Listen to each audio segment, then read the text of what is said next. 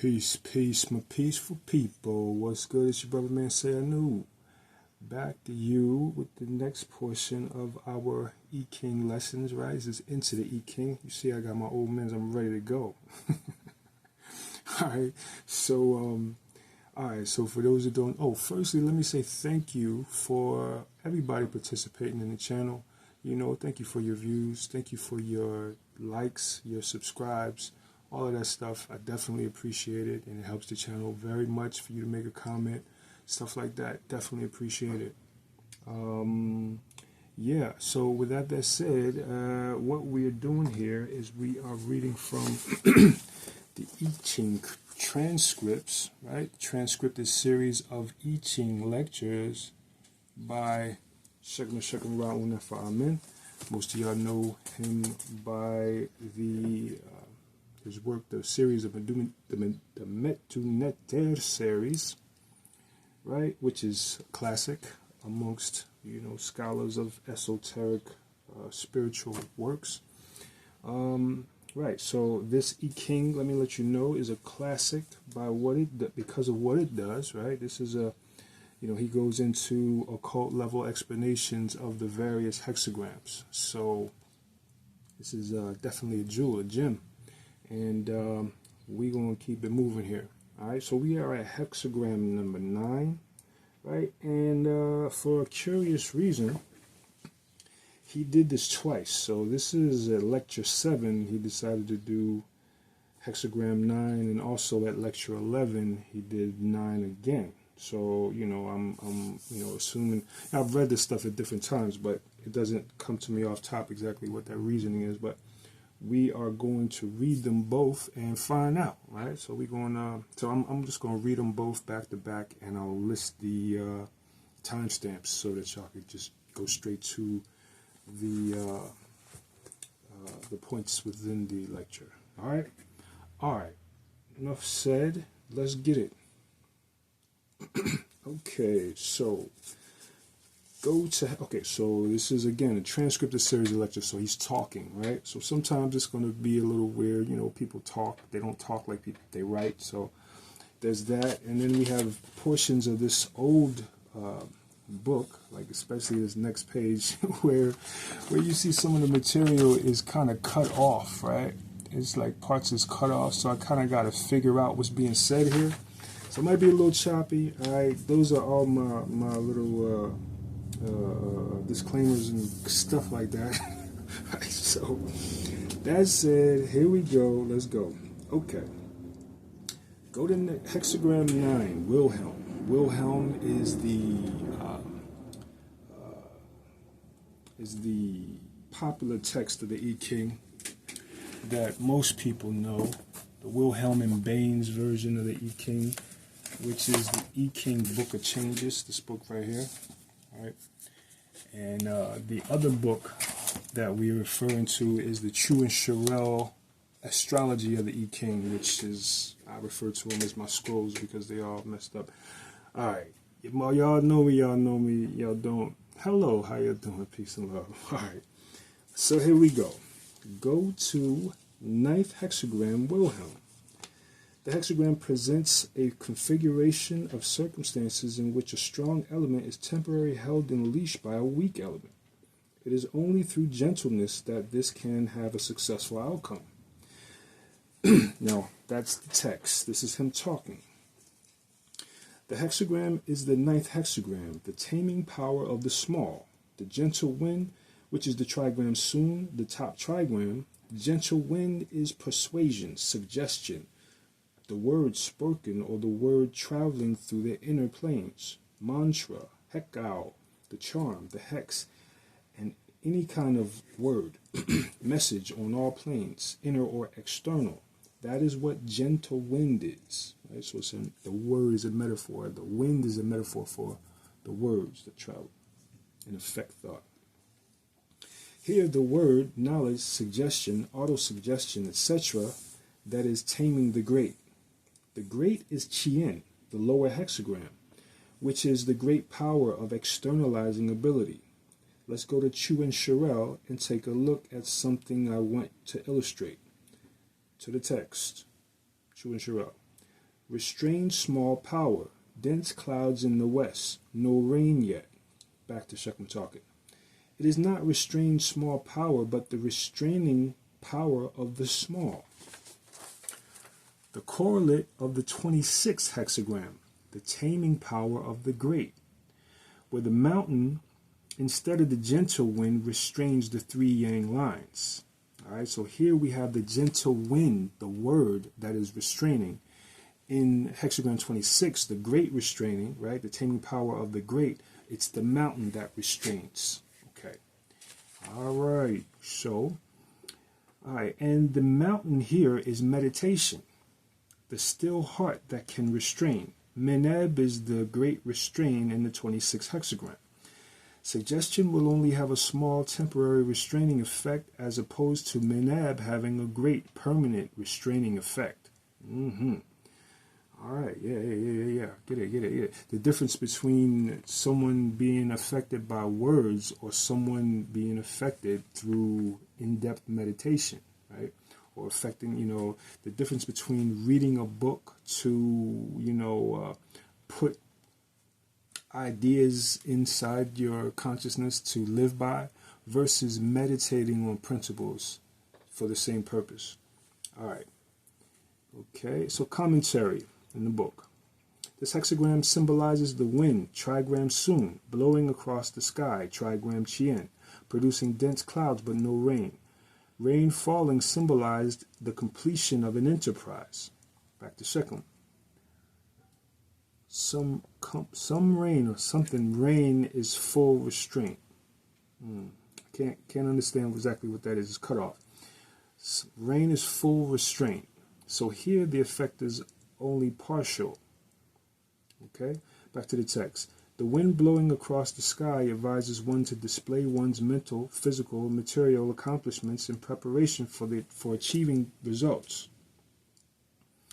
The persons depicted here are likely to be liaison personnel, salesmen, or in advertising or graphic arts or electronics. Back to Shechem. Let's take a look at that side of the astrology of the I Ching. In some questions concerning what kind of career one should get into, you'll find that Chu and Sherelle is more useful tool than the Wilhelm in terms of pointing to specific types of occupations or how to deal with business and so forth. With proper knowledge of the I Ching, you can find out exactly what to sell or buy stocks, when to sell or buy stocks. It speaks about liaison personnel, salesmen, etc. You go to the oracles and you ask, what kind of career am I best suited for? And you get this hexagram. Some form of communications would be your answer. That will not be too clear from the Wilhelm text, but this book will make it very clear. Okay, speaking to you about the differences in the text, right? The astrology of the I Ching being more suitable for things like choosing a career, because it will give you examples at various points. Okay, back to the text.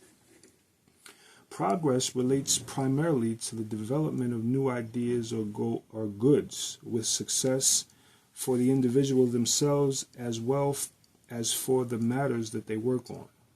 Back to Shechem.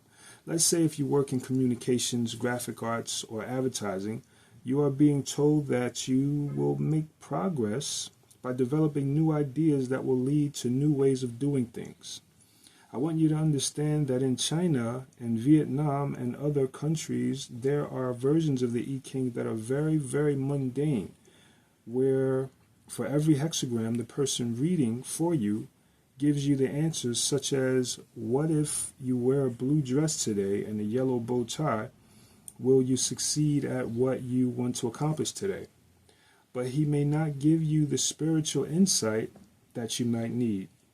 It all depends on the focus of what you want in life. Because some of you might be thinking that so far the Wilhelm seems to be a better book. Why did you have to buy the astrology of the I Ching?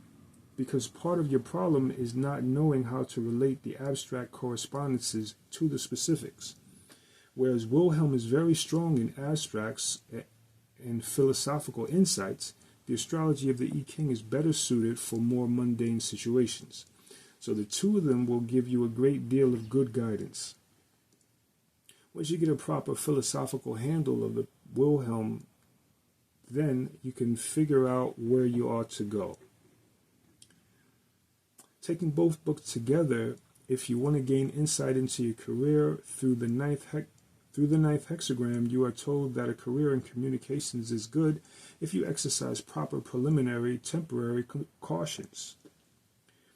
There will be some restraints also. That is the whole purpose. Right? Something is restraining you to help you see something.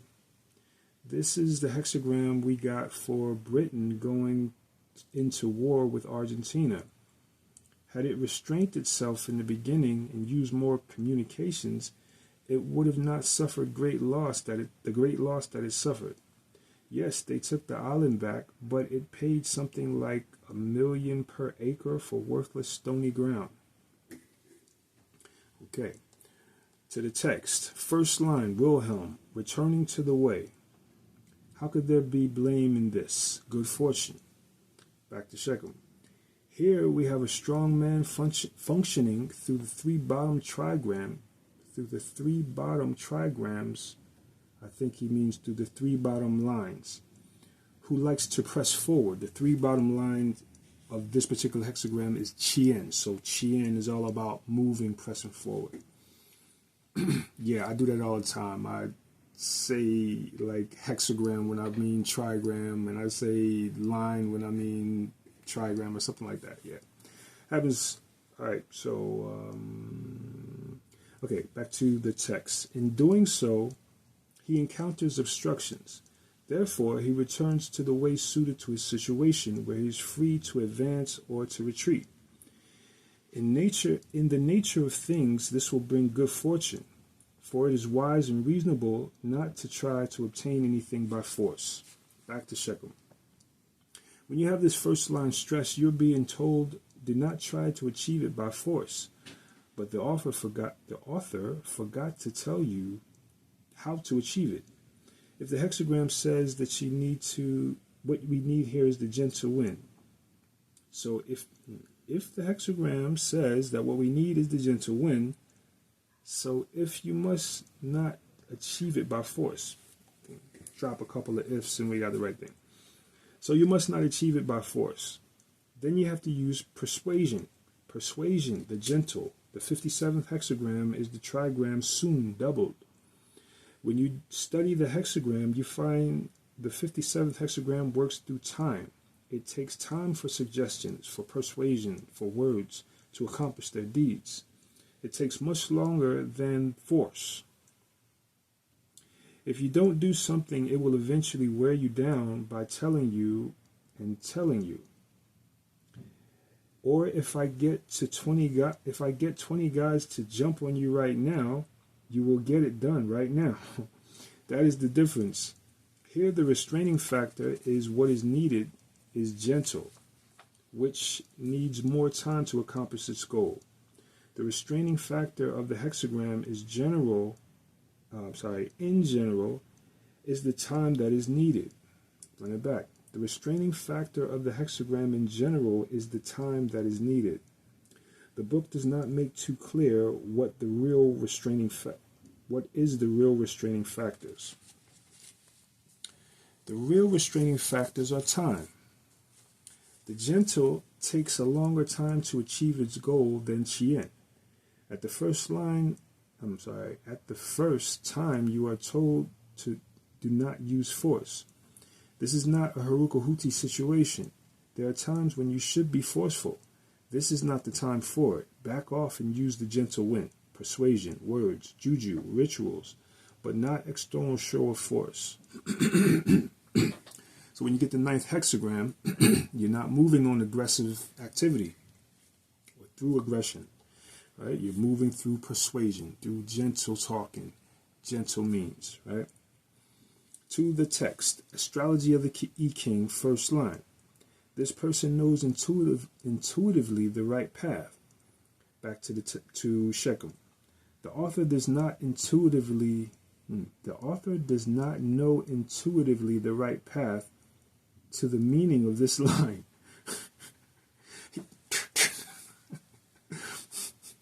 Where it says most auspicious, if you change he will to he should, to the text, he should follow the right way through life, aware of deviations and knowing when to stop and when to proceed. Then his life will be good, and no one will be able to harm him. Then he should be loyal to the ruler of his country and to his leaders. He will also be helpful to his family and to others. Back to Shechem. If he follows the counsel of the first line, look under officer or official, he will return, and back to the text, he will return to a very active position and attain good results. Back to Shechem. Again, if you follow counsel. Back to the text. Business and professional. The advance of new models, materials, and methods will be propitious. Ordinary people, a quiet year. This is for ordinary people. A quiet year, beware of being suspicious, it could lead to trouble. Back to Shechem. Again, you have other kinds of correspondences to the line that you might find difficult to merge into basic principles stated in that line. But the authors of this book are drawing from correspondences that fills up the book of Chinese diviners. So oftentimes you might ask a question, for example, how should I proceed with this brother here? Wilhelm will not tell me what the Chu and Sherelle will tell me under ordinary year. Beware of being suspicious, it could lead to trouble. It might pinpoint that I am suspecting you when I should not be suspecting you. And why? Because under this particular line, not always, but oftentimes, people have found to be functioning under suspicion. The fact that Wilhelm leaves it out of the astrology of the I Ching, leaves it out, but the astrology of the I Ching puts it in, is because it is not always the truth, but it comes up often enough. So you may have to analyze the situation itself to find out if that particular information applies to your situation. Right? Meaning sometimes it's going to be a circumstance where there is a suspiciousness going on. And sometimes it's not. That's not even going to be it. So it's all about analyzing the situation, right? Analyzing the details and how they correspond to the keynotes in the text. Okay, if you are in business, the advancement of new models, materials, and methods, as opposed to forcing ahead with what has already been established. If you need something, new ideas is needed, as opposed to advancing with what you have. So if your question was to deal with business, the astrology of the I Ching under business and professional will give you a better, more pinpointed guide to that situation. For every hexagram, there is guidance for a person in an official capacity, for a person involved in business, and a person just leading an ordinary life, or anybody as far as the ordinary, the non-official, and the non-business part of life is concerned. Those correspondence can often prove very helpful. Right, where it says most auspicious, this is what would happen to that person if they followed the counsel of that line. Where it says least auspicious, this is what will tend to happen to that person if they do not follow the counsel of that line. All right, back to the text. Chu and Sherelle, second line. Drawn into returning, good fortune. A still more intelligent person is represented here. This man has begun to progress and is wise enough to see impediments and restraints occurring when improper courses are followed, and hence returns to the way which he knows will achieve success. He will know also how to cooperate with others and will be a very successful communicator of ideas. Back to Shechem. Again, the language has to be this is what you are supposed to do or what you should be doing. Okay. back to the text. Second line, Wilhelm. He allows himself to be drawn into returning. Good fortune. One would like to press forward, but before going farther, one sees from the example of others, like oneself, that this way is blocked. In such a case, if the effort to push forward is not in harmony with the time, a reasonable and resolute man will not expose himself to personal rebuff, but will retreat with others of like mind. Back to Shechem. Here there are people who are obviously in the same situation that you are in, because otherwise this line is very little difference from the first line.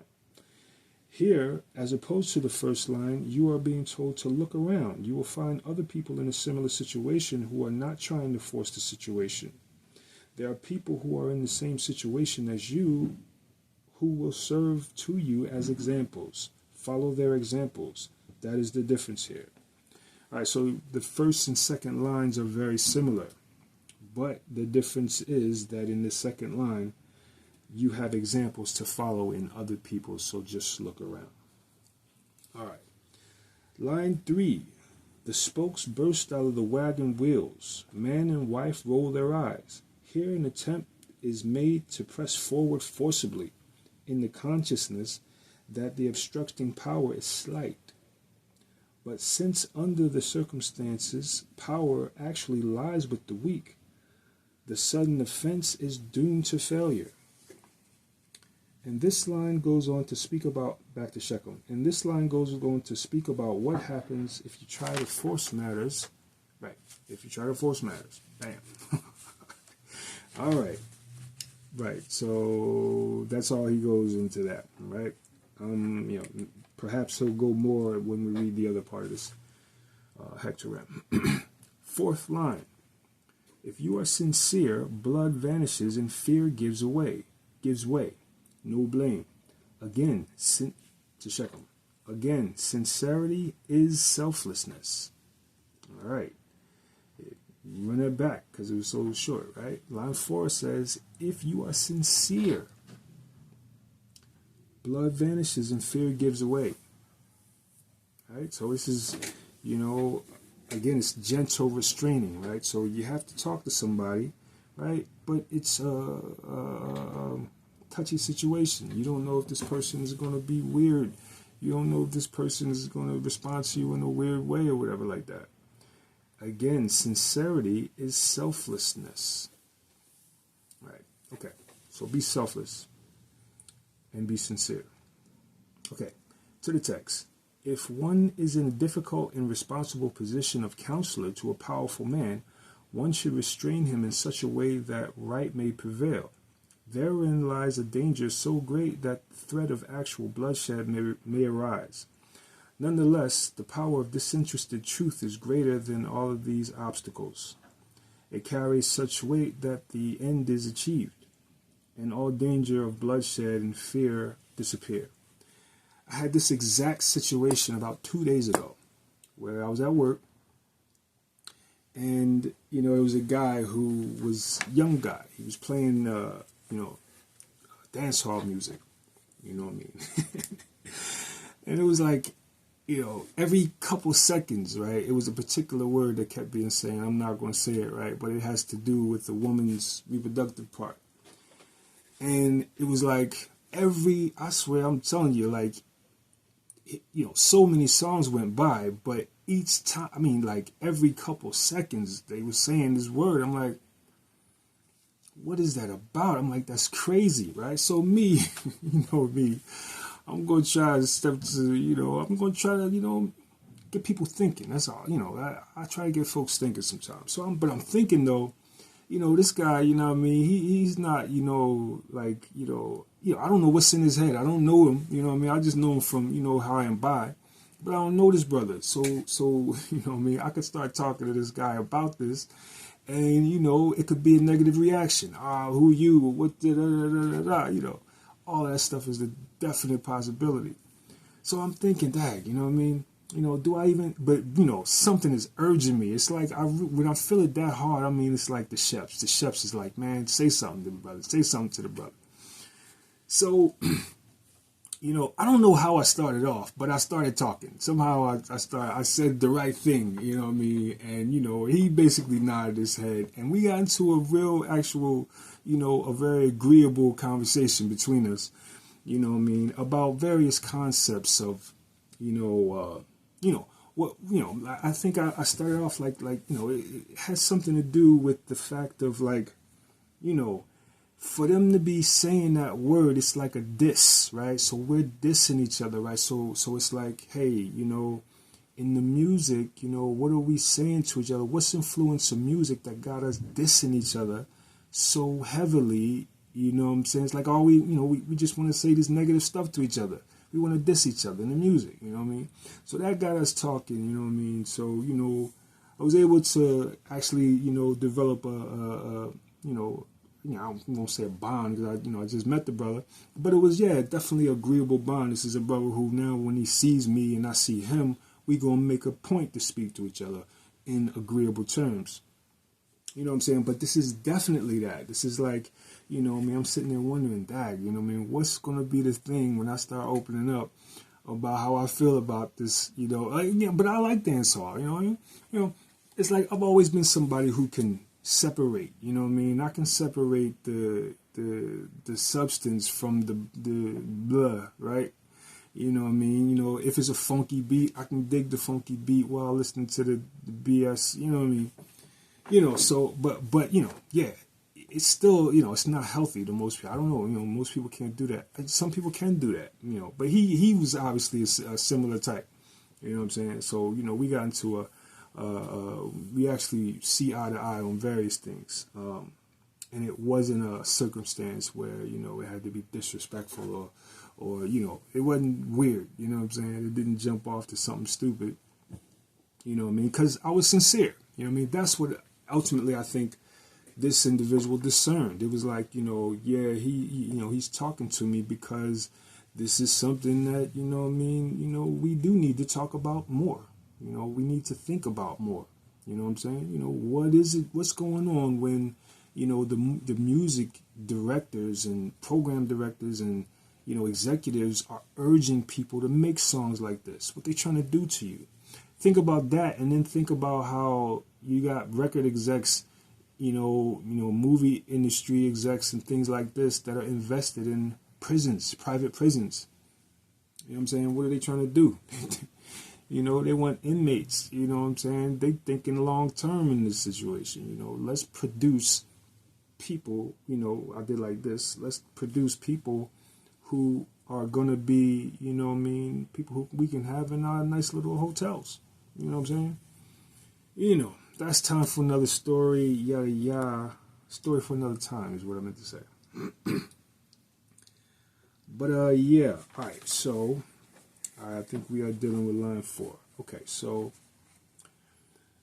all right, so here, let me read the text again, right?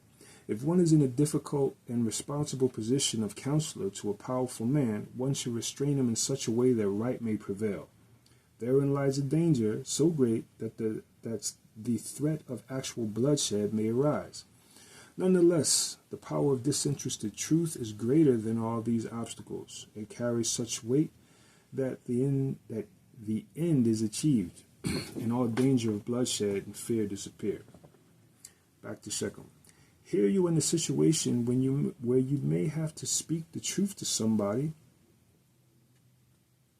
and make sure that there are no ulterior motives in what you are saying. Because oftentimes you speak to somebody and you are still trying to manipulate that person. You have encountered that. You back off from telling somebody the truth because you don't want to fight. You say, to keep the peace, I say nothing. Here you are told that the way of the Tao is to say it. Suppose you are thinking of saying something to somebody and you got this first line. You got the first and second line stressed in the ninth hexagram. You are being told, don't say it. The first line, you are being told, don't say it, period. In the second line, you are being told, don't say it. Look around. There are others there are others who know the same thing as you, but they are not saying it. it's they are not saying it because the time is not right for it yet. Okay. Right. The difference of the 1 and 2, again, being the example is in your view. Right. The example. Okay, so there are other things. Sometimes the deities are hooking things up. Sometimes you approach somebody and say so and so and so, and the deities are not yet ready to help you succeed in that situation. Then eventually time passes on and the deities hook up the situation in such a manner that when you say it, then you have the assistance from the deities. At line 4, if you are sincere, if you have taken your ego out, your interest out of the situation, if you have taken whatever profit from the situation out of it, and you are speaking disinterested truth, the gospel truth, meaning what the oracle says in those cases, don't be afraid. Say it, because you will overcome the bloodshed. Bloodshed doesn't mean that you will actually be bloodied up, killed, or whatever. It means that things might get, can't get the word, get hot. That's it. Things might get hot. 5th line to the text. 5th line. If you are sincere and loyally attached, you are rich in your neighbor. Loyalty leads to firm ties because it means that each partner complements the other. In the weaker person, loyalty consists in devotion. In the stronger, it consists in trustworthiness. This relation of mutual reinforcement leads to true wealth that is the more apparent because it is not selfishly hoarded but is shared with friends. Pleasure shared is pleasure doubled. 2 Shekel. Not hoarding things selfishly is again being selfless. We are back to that again. It speaks of sharing. But you might say, what does this have to do with the 9th hexagram? It seems to have stepped out of the overall meaning of the hexagram. So let's go to Chu and Sherelle. To the text, line 5. Trustworthiness binds like a cord. Enrichment between neighbors. These persons must be strong. Okay, these persons, in parentheses, must be strong in virtue. Trustworthiness and sincerity induce confidence in others, both at higher and lower levels. Their inner strength is so great that it will automatically influence the hearts of others in beneficial ways. What is happening here is that the oracle is saying that trustworthiness and sincerity, loyalty, selflessness, all work occultly. When you study Sun, you'll find that Sun corresponds to the occult power that emanates from one person to the other. Rituals is nothing else but a way of magnifying and projecting what is already in your heart. If you don't know ritual, what herbs to hook up to accomplish what you will succeed at the same time. Will succeed just the same. Let me run that back. If you don't know ritual, what herbs to hook up to accomplish what you will succeed just the same. What you want will. That's what you want will succeed just the same. It might take a longer time. It might be much harder for you to become sincere or whatever. Right. What we are saying is that the highest form of the gentle is not words but sincerity, devotion, loyalty. Here we are in the situation where there is an instruction. If you want to get along with your neighbor, if you want to press forward to accomplish things, make progress in life, you're being told, don't follow the way of the yang element, but follow the way of the gentle. And the gentle par excellence is selflessness. It emanates an occult force from the heart and affects others. That is what the message that you are being told here. The authors are weak on it. They do not stress the occult. They don't stress the metaphysical side of it. Okay. 6th line, Chu and Sherelle. The rains come. It is now time for the rest. Persistence brings troubles to the woman. The moon is nearly full. If the superior man ventures farther, calamity is probable. The gathering of the clouds mentioned at the beginning of the hexagram has now produced rain. The enterprise has been consummated as a result of extensive application of small power. To try and proceed further before the time is ripe, either with the persistence of the woman or with the strength of the superior man, would be wrong and would produce calamity, since the moon is nearly full, signifying that negative influences are close to their maximum. It is these negative influences which govern here. Back to Shekel. Here, what they are doing is equating the woman with the full moon, which is not to be taken as a negative influence. The full moon is not a negative influence in itself. For some people, if you are off, a lunatic, then the full moon is bad for you. That you are acting like a lunatic is basically what it's saying here, and is not properly translated. Like a lunatic, you are persisting in the matter. Let's go back to Wilhelm. The text, 6th line. But a success is thus secured bit by bit. But a success thus secured bit by bit calls for great caution.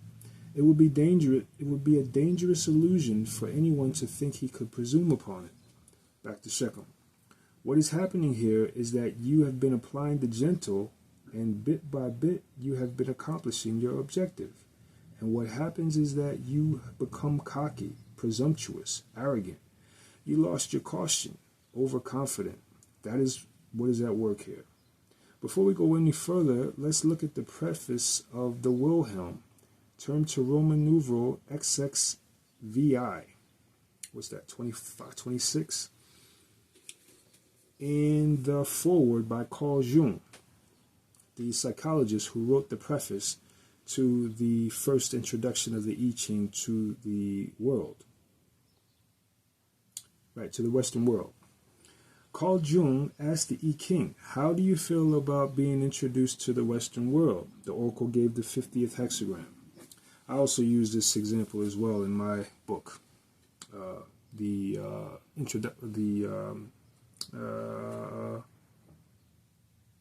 the name of my book? I Ching, the Beginner's Guide, right? You can get it down there in the description. But okay, so to the text, the oracles gave the 50th hexagram. Okay, to the text. The Ting as a utensil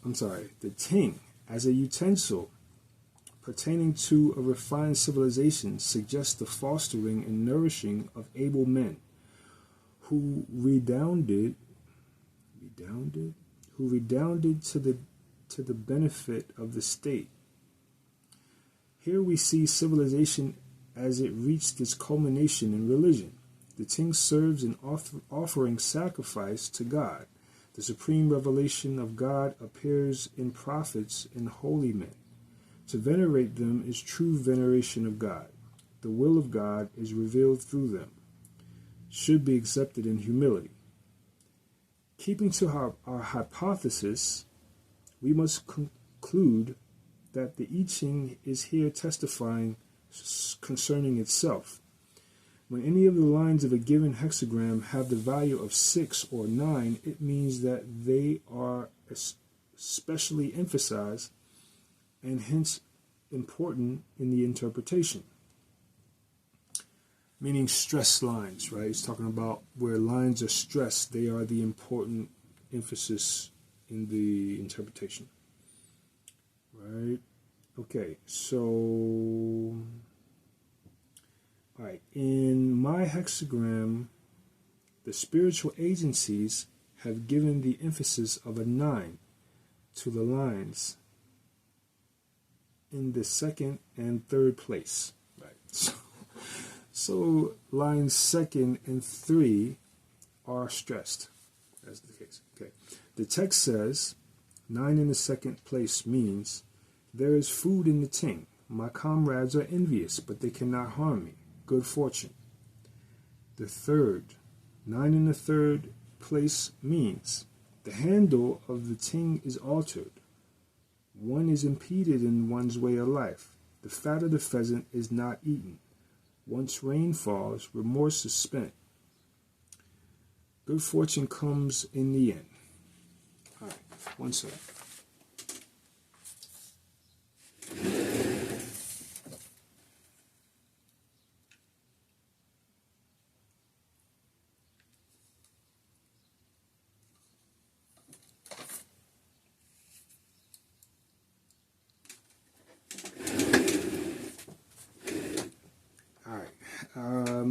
Okay, good fortune comes in the end. What the I Ching is saying here is that the handle of the ting is altered, meaning that those who transmitted the book to the Western world cannot grasp it properly. Do you understand what I'm saying to you? There are a lot of good things in the astrology of the I Ching, a lot of nonsense also. There are a lot of things that are good in the Wilhelm, but there are a lot of omissions and incorrect perceptions also. That is why I'm taking the time to go through bit by bit and give you, as best I can, insight into how things are being dealt with in the book. The I Ching itself told Wilhelm, those who transmit have not really grasped what I am really about. Carl Jung went on to ask the I Ching should he write an extensive expose on it, and he got the 29th hexagram. He never wrote it. Right, okay, that would be about right. Let's go to a difficult hexagram, okay? Okay, so he proceeds into the next hexagram. But we're not going to do that just yet. All right, we're going to read the rest of this, right? Because again, I said he goes into this hexagram again. So, let's see if we can pull out anything different that he's talking about. I'm assuming that we can. Okay, let's take a look. Okay, so he just finished with the 16th hexagram, right? And this, now it's a different lecture on a different day. And the first hexagram he did was hexagram 16. So the complementary to hexagram 6 is hexagram 16 is hexagram 9. So he proceeded to go into it. Okay, let's take a look at the complement hexagram. Hexagram 9. It is called the taming power of the small.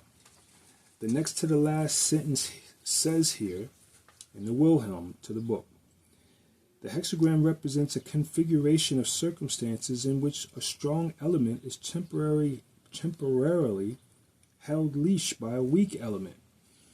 It is only through gentleness that this can have a successful outcome. Back to Shechem. When you get this hexagram, something that is gentle in nature is what will bring you success. Gentleness meaning that which is strong. Gentleness meeting that which is strong will enable you to succeed in this situation, because it's very easy for many people to meet with strength to that which comes to them strongly. It is complement hexagram. Pardon. We had one line, the fourth line, which is a strong line leading 5 weak lines. So where he's talking about the previous hexagram, right, that they were speaking about, the 16th hexagram.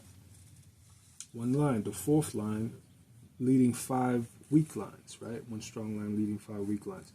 So where everyone was weak, the minister was strong.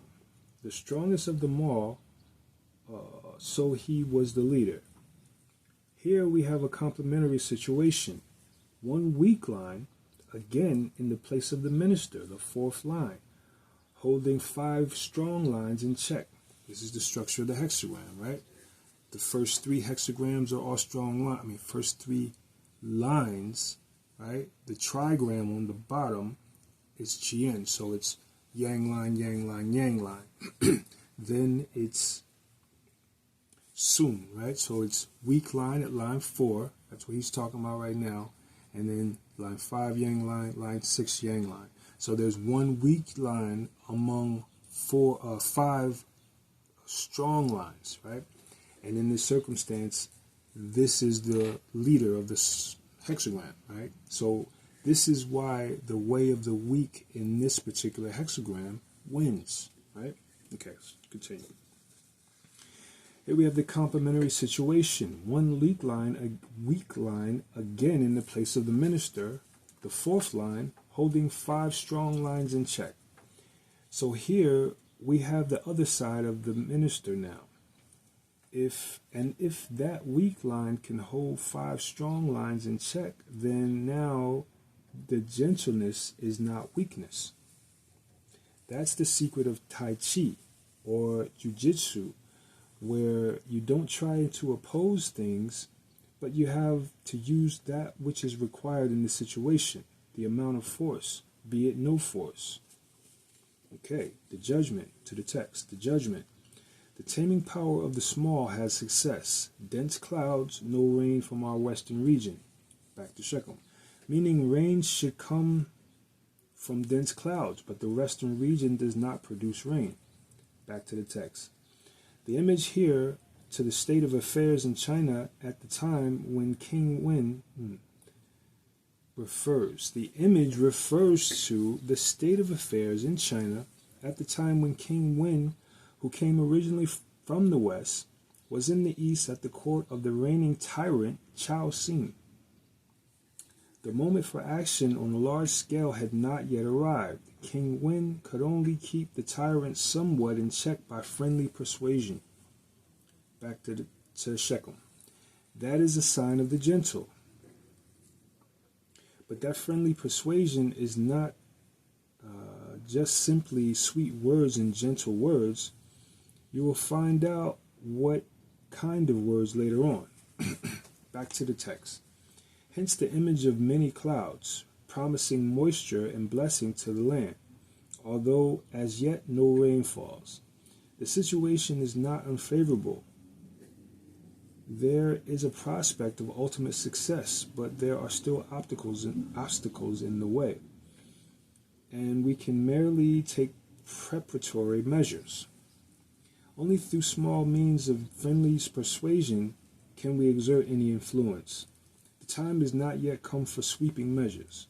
However, we may be able to a limited extent to act as a restraining and subduing influence. To carry out our purpose, we need a firm determination within and gentleness and adaptability in external relations. Okay, so back to Shechem. So externally, we are gentle, adaptable, but internally, we are firm as a rock. We have shifted our strength away from meeting the other person's strength, but keeping our strength. Now, we keep ourselves firm in our position of external gentleness. This person could have the power to annihilate the other person externally. He could have that power. This is the point. You could have the power to achieve your goals through external measures. But that is not what is called for here. Your strength must be applied now to keep yourself gentle on the outside, and you must be adaptable. All right, to the text, the image. The wind drives across heaven, the image of the taming power of the small. Thus the superior refines the outward aspects of his nature. Back to Shechem.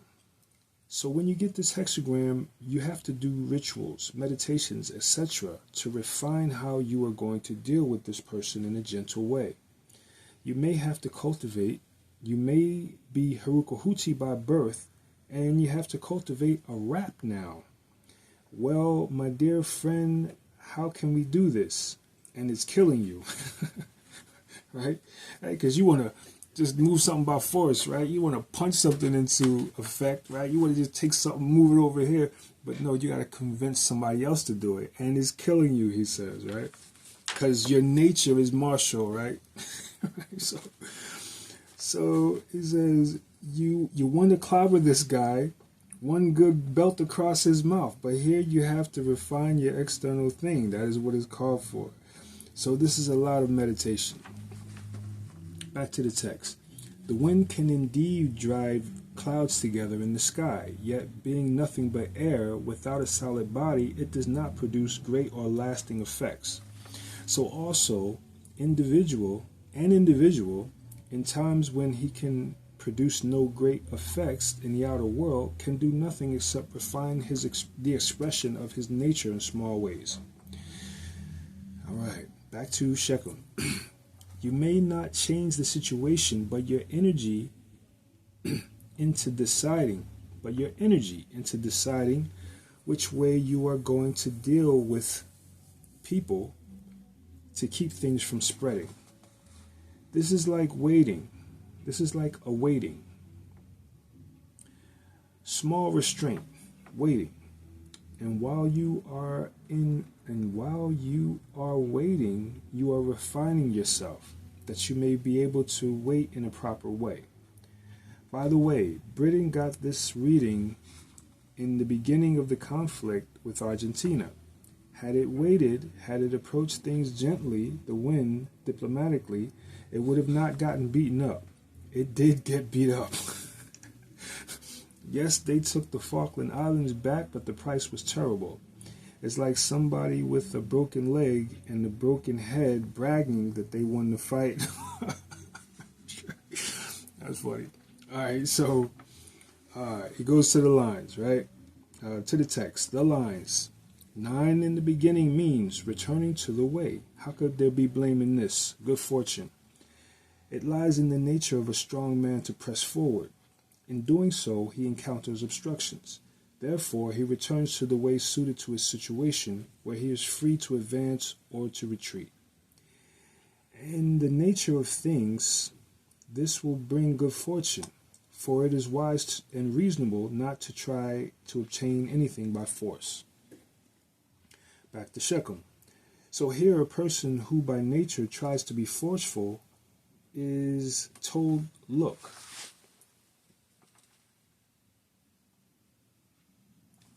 Okay? That's strange. Alright.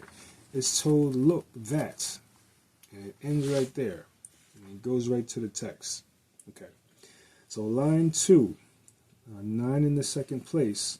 He allows himself to be drawn into returning. Good fortune. One would like to press forward, but before going farther, one sees the examples of others like oneself, that the way is blocked. In such a case, if the effort to push forward is not in harmony with the time, a reasonable and resolute man will not expose himself to personal rebuff. To Shechem. That is a very interesting line.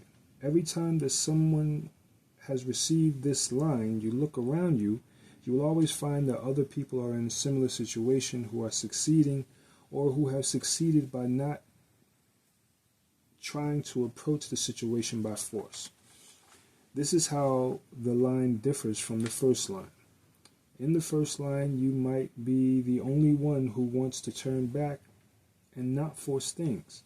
When you get the second line, there are others like you that you can learn from. Alright, so it's pretty much repeating what we heard earlier, right? Line 9 in the third place to the text. The spokes burst out of the wagon wheels, man and woman roll their eyes. Here an attempt is made to press forward forcibly in the consciousness that the obstructing power is light. Back to Shechem. Here you might think this is a pushover. And what happened here is that in the third line, you thought that the opposition was a slight one. And you went on and you messed with it and found that it was a much stronger than you thought it would be. Right? Either that or other forces made you become embarrassed because you ran into great difficulties. Because the law, the forces at work, enabled the weaker thing to hold its ground against the onslaught of your great force. The key to this is that you think that there is not obstruction, or that the obstruction force is slight. Right? It may look that way, and it might be that way until you commit your force. Then the other side gets help from all over. Seen that before. It is an interesting thing when where a woman's daughter had a fight with another's daughter, and she came in and joined her daughter. Then the brothers and the sisters and the mother and the father came in later on and beat her up. Right, okay. So yeah, all right, we get it. So line 4, right, to the text. 6 in the 4th place. If you are sincere, blood vanishes and gives way, no blame. Here is a weak line that has to hold the other strong lines in check. What is required for you to be above everything is sincerity, or sincere, right? Whatever you say to these strong people who are using force, you have to counsel people who are using strength. Right. If one is in a difficult and responsible position of counselor to a powerful man, to Shechem, meaning a person who is using strength, who is trying to force things, back to the text, one should restrain him in such a way that right may prevail. Therein lies the danger so great that the actual threat of bloodshed may arise. Back to Shechem. Because in standing up for truth, there's your dilemma. Back to the text. Nonetheless, the power of disinterested truth. What's up with my pronunciation today? The power of disinterested truth is greater than all these obstacles. It carries such a weight that the end is achieved, and all danger of bloodshed and all fear disappear. Back to Shechem. When you get this line, you are counseling people or a person who is bent on using force to accomplish something. The way to avert bloodshed is for you to arbitrate in a disinterested way. No self-interest, no bias towards one of the combatants or whatever. Total disinterest and sincerity is the way to dissolve the problem. Oftentimes I've seen people supposedly mediating a conflict, and they are really manipulating the matter for their own benefit or for the benefit of their friends. But this line is the way the matter is consummated in a peaceful way. Back to the text. 9 in the 5th place means, if you are sincere and loyally attached, you are rich in your neighbor. Loyalty leads to firm ties because it means that each partner complements the other. In the weaker person, loyalty consists in devotion. In the stronger, it consists in trustworthiness. The relation of mutual reinforcements leads to true wealth that is all the more apparent because it is not selfishly hoarded but shared with friends. Pleasure shared is pleasure doubled. Back to Shechem. Here they are speaking about loyalty and selflessness that guides to whatever is happening here. As guides to whatever is happening here. Meaning that the author does not tie it into the hexagram as a whole. So let's go to the Chu and Sherelle and see what happens now. To the text, line 5, Chu and Sherelle. These persons should be, in parentheses, strong in virtue, even more so than those described by line 4, and are leaders primarily by example. Trustworthiness and sincerity induce confidence in others, both at higher and lower levels. Their inner strength is so great that it will automatically influence the heart of others in beneficial ways. This is true whether their work is at a purely local level or in a business or governmental enterprise, but especially true in matters where protection against adverse or evil influences is involved. Back to Shechem. Here again we find that a slight problem has crept into the text because the functioning of leaders, others, is the functioning of the fourth line. Because the functioning of leading others is the function of the fourth line. It is the fourth line who leads the other 5 yang lines through its gentleness. The fifth line is the line that ordinarily is the leader, the king, or the leader within your own spirit.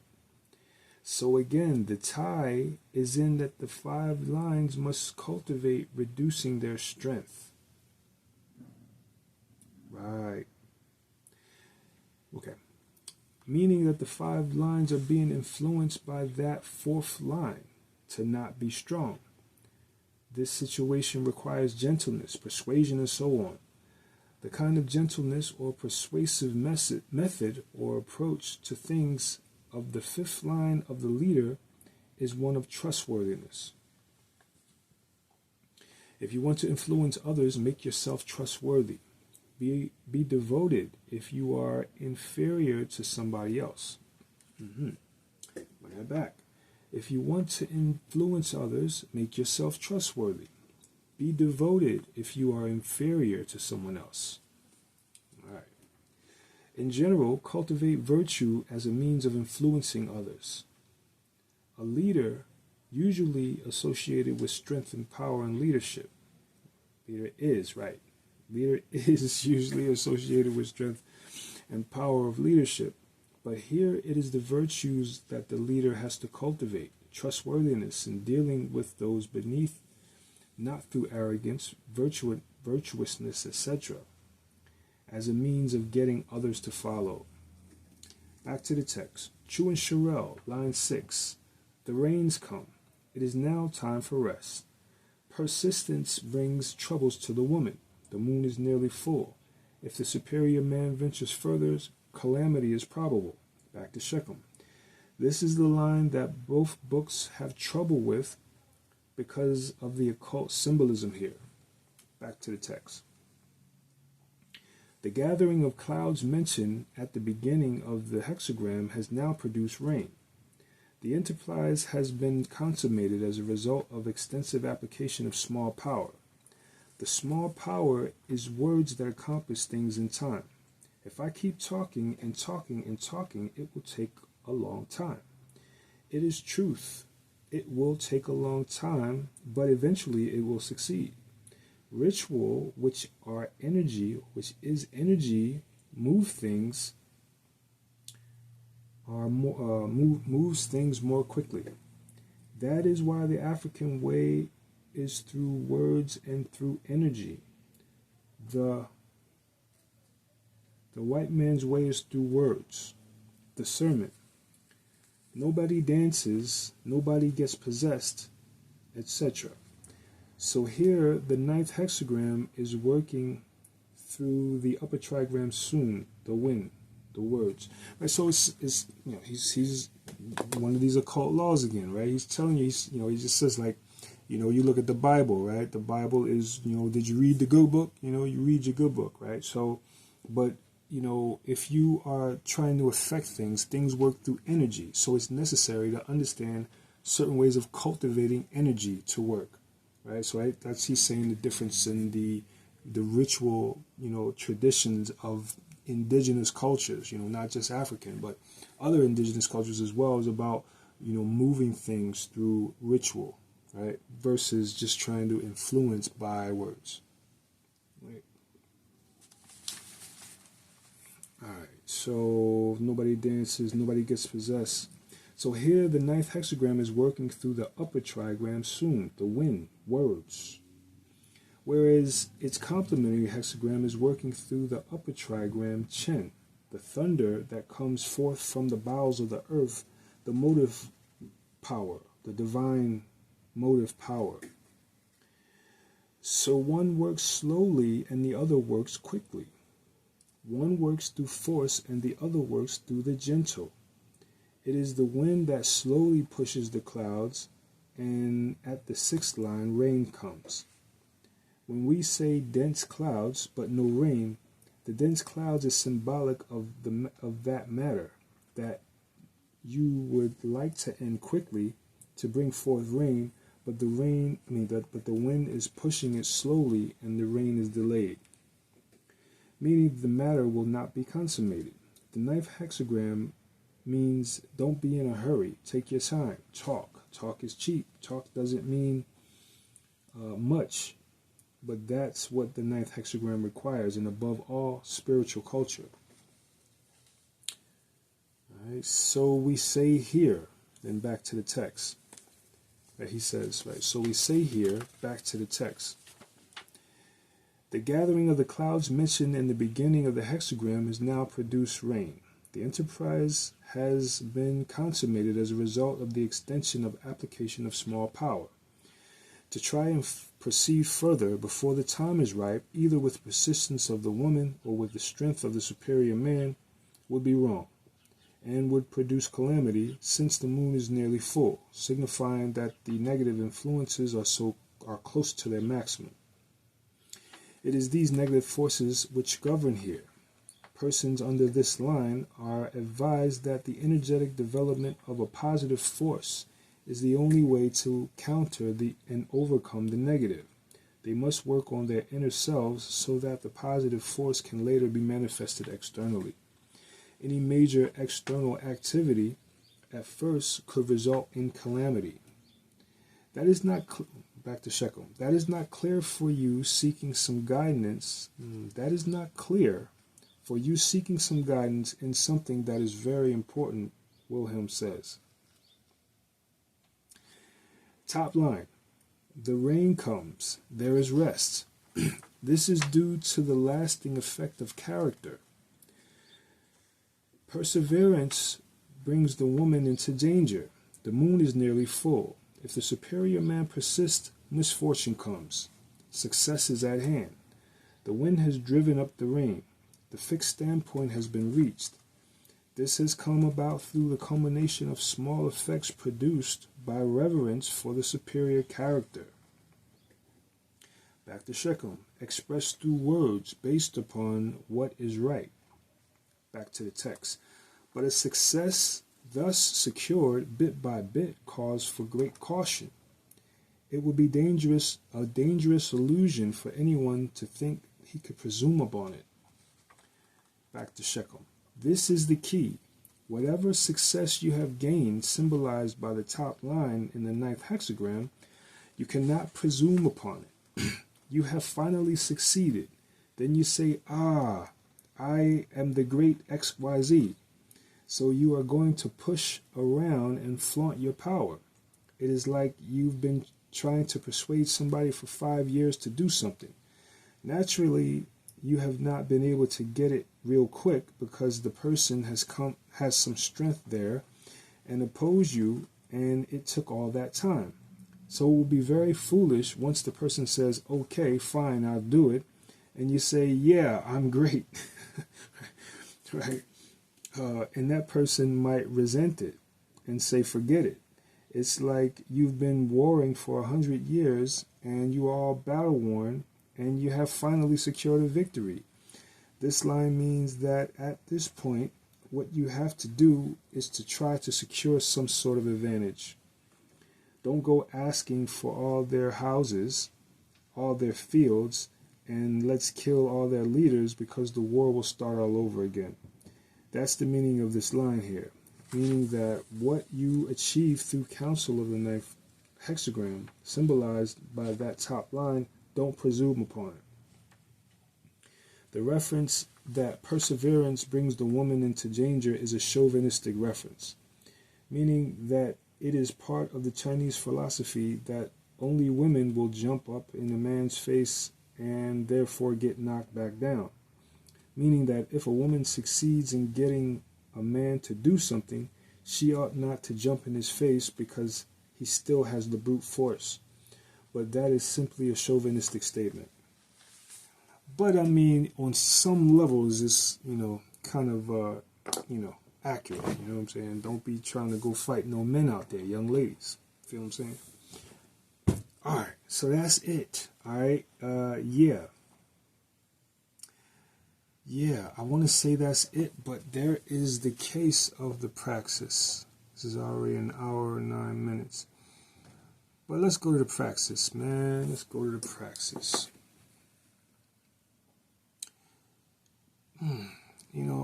I'm inclined to think that y'all got it.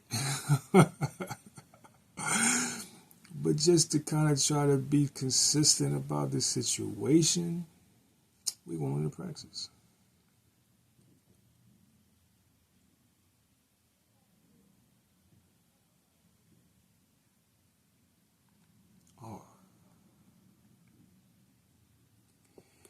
All right. So, it's going to be a little bit repetitive, right? But, you know what I mean? Get it, man. Soak up all of this. This is good stuff, all right? So, the Judgement.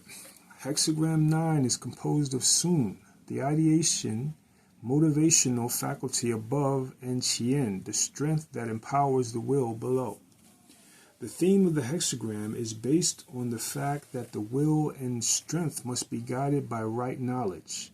Right knowledge guides the will in regards to what we must seek in life and how to go about it, and it acts as restraining force, albeit a weak one, of the strength that empowers the will. This hexagram represents a situation in which Sun, the gentle, signifies information, instruction, ideas, belief, opinions, must be used to check the urge of the urge and empowerment to move forward, to do something, or to transcend a negative condition, or to resist an opponent, or to influence a willful or powerful person. Parentheses, use persuasion based on facts and truth, etc. It also represents the manner in which a weak person must go about trying to check the actions of a strong person, yourself or another, in parentheses. In regards to transcending negative conditions, gentle means refers to the employment of insight derived from truth, spiritual counsel, and teachings. By repeating them several times a day, in most cases for 21 days straight, ideas can be implanted into the mind to influence thinking and behavior. In regards to influencing a willful or powerful person, gentle means refers to the reliance on friendly persuasion or education. It is important to keep in mind the limitations of the gentle or weak. One cannot use it to achieve ultimate goals. One must set one's aim at securing one must set one's aim at securing what is rightfully ours, or to the realization of the matter at hand. You can proceed and succeed in your endeavors if you receive and perfect the counsel of lines 5 and 6. All right, I'm going to read the complementary. All right, hexagrams 9 and 16 are complementary. The 16th hexagram is indicative of ritual and meditation as tools for cultivating the mind with truths and laws that will be appealed to for the restraint and unguided strength within ourselves and others. It is not enough to acquire information intellectually. It might have to be inculcated deeply into the mind through ritual and meditation. All right, to the lines. Line 1. This line is received when there is a tendency to obtain results through the use of force, or when you have deviated from a correct path. The situation is such that there is still time to observe the counsel of the hexagram and thereby avoid difficulties. Do not proceed with your undertaking. It is important to find a middle ground that will enable you to advisable retreat. To retreat. I think it's a typo. Or advance when circumstances present themselves.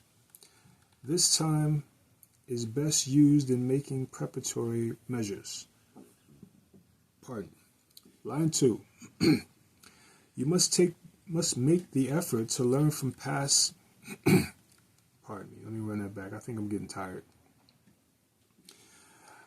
You must make the effort to learn from the mistakes of others that others have made in attempting to obtain their goals through force, and the success of those that use the gentle means, reasoning, in parentheses. You must also listen to others who are advising you to hold back from your undertaking. Okay. Line 3. Here, forcible measures are already put into action in disharmony with the nature of the situation. As a result, one is bogged down in a conflict or difficulties that cannot be satisfactorily resolved. You are probably goaded by false impression that you could easily have achieved victory, seeing your strength or entitlement, but right is with the opponent. Thus, you must desist from your actions. Okay, all that's self-explanatory. Line 4. This line deals with the situation in which one party is motivated by their sense of strength or empowerment. The counsel is to focus on the truths, facts, and reasoning about the issue. Even if the truth will seem to lead to bloodshed, it is the only means of de-escalating and resolving the conflict. Line 5. The ability to influence others through gentle means is made firm through acts of selflessness, loyalty, sincerity. See line 4. Devotion and trustworthiness. Of the 4, devotion is the key to the others, as it embodies the readiness to sacrifice one's conditionings in order to have a harmonious relationship and to sacrifice one's possessions to help a friend.